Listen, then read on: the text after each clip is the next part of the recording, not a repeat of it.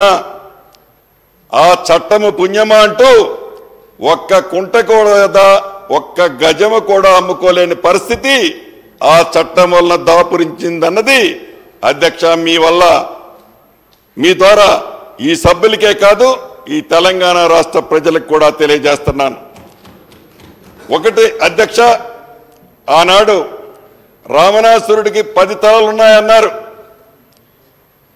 ఈ ధరణి చట్టం 3 తలలతో మొదలై అది వృద్ధి చెంది ఈనాడు 33 తలలతో అవతరించింది ఈ ధరణి అనే ఒక భూతం.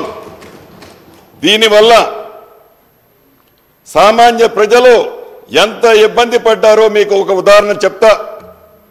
అసెంబ్లీ ఎన్నికల ముందు ఆనాడు పిసిసి అధ్యక్షులు మా సిఎల్పి నాయకులు వారు పాదయాత్ర చేసేటప్పుడు ఆదిలాబాద్ నుంచి ఖమ్మం దాకా సిఎల్పి నాయకులు బట్టి విక్రమార్క గారు పాదయాత్ర చేసేటప్పుడు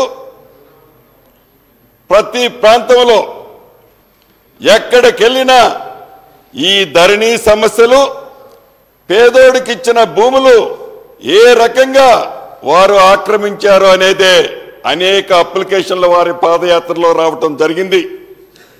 ఆ పాదయాత్రలో వారు చెప్పారు, ఎన్నికల టైంలో పిసిసి అధ్యక్షులు అదే రకంగా సిఎల్పి నాయకులు అనేక వేదికల మీద చెప్పారు, వచ్చేది ఇందిరమ్మ రాజ్యం, ఈ ఇందిరమ్మ రాజ్యంలో తప్పకుండా మీకు న్యాయం చేస్తాం, ధరణిని తీసుకొని బంగాళాఖాతంలో వేస్తామని ఆనాడు చెప్పారు అధ్యక్ష.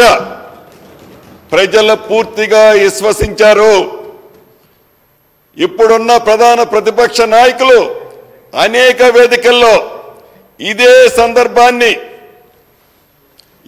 సందర్భాన్ని వారట ధరణిని తీసుకొని బంగాళాఖాతంలో వేస్తారట, వారికి ఓటేస్తారా మాకు ఓటేస్తారా అంటే ప్రజలు ఏమి తీర్పిచ్చారో మీరు ప్రత్యక్షంగా తమరు చూశారు అధ్యక్ష.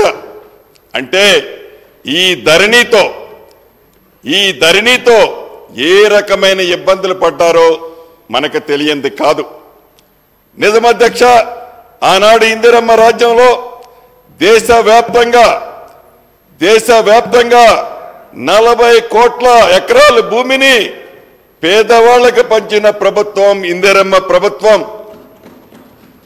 ఆనాడు ఉమ్మడి ఆంధ్రప్రదేశ్లో, ఇప్పుడు తెలంగాణ రాష్ట్రంలో అప్పటి ఇందిరమ్మ ప్రభుత్వం సుమారు 30 లక్షలు బడుగు బలహీన దళిత గిరిజన మైనారిటీ సోదరులకి, భూమి లేని వాళ్ళకి 30 లక్షల ఎకరాలు పెంచిన ప్రభుత్వం ఇందిరమ్మ ప్రభుత్వం అధ్యక్ష.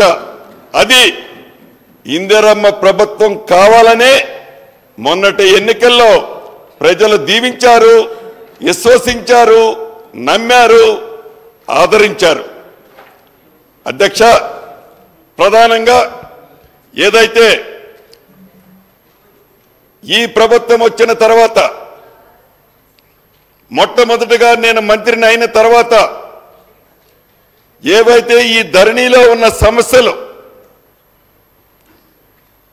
మా అధికారులతో కూర్చొని చర్చించినప్పుడు ఆనాడు ధరణిలో అప్రూవ్ చేసే అథారిటీ కలెక్టర్లకు ఉంది. ఒకసారి వారు అప్రూవ్ చేసిన తర్వాత ఆ ధరణిలో వారు ఏం అప్రూవ్ చేశారో వారికి డిస్ప్లే కాదు అధ్యక్ష.